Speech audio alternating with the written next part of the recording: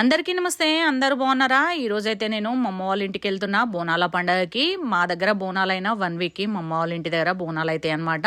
మీకు తెలుసో తెలియదు అని చెప్తున్నా, ఆషాఢంలో స్టార్ట్ అయిన బోనాలు శ్రావణం కంప్లీట్ అయ్యేంత వరకు బోనాల పండుగ అయితేనే ఉంటది ఏదో ఒక ప్లేస్ లా. మేము గౌండ్లోళ్ళం కదా, అందుకే మా కులదైవమైన కంట్లమహేశ్వర స్వామికి ఫస్ట్ అయితే బోనం తీస్తున్నాము. శ్రీ శ్రీ శ్రీ కంట్లమహేశ్వర స్వామి సూరమాంబ అమ్మవారి ఆశీస్సులు అందరికి ఉండాలని కోరుకుంటున్నా. ఇంకా మేము ఎవ్రీ ఇయర్ కంట్లమహేశ్వర స్వామికి బోనము కుండలనే చేస్తాము. కొత్త కుండ తెచ్చి అందులోనే పరమాన్నం ఉండి మీదనైతే పెరుగు శాఖనైతే తీసుకెళ్తాం అనమాట. మామిడాకులతోటి పుదించుకుంటాము బోనం తీసుకొని బయలుదేరిన తర్వాత పోచమ్మ గుడి దగ్గరనైతే ఇట్లా అమ్మవారికి దండం పెట్టేసుకొని అమ్మవారి అనుమతి తీసుకొని కళ్ళు కంపం దగ్గర కూడా ఒక 2 నిమిషాలు ఆగి బోనం అయితే చూపియాలన్నమాట.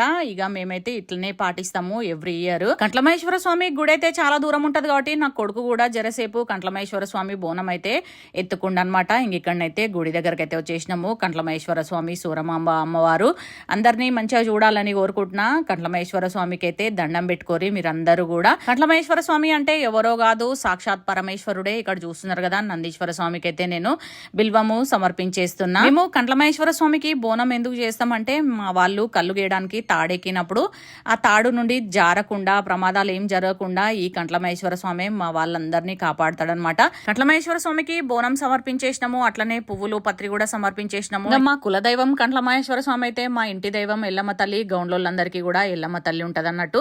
ఎల్లమ్మ తల్లికి కూడా కొబ్బరికాయ కొట్టేసి బోనం నైవేద్యం సమర్పించేసి ఇంటికైతే బయలుదేరినాము. ఓం నమ శివాయ.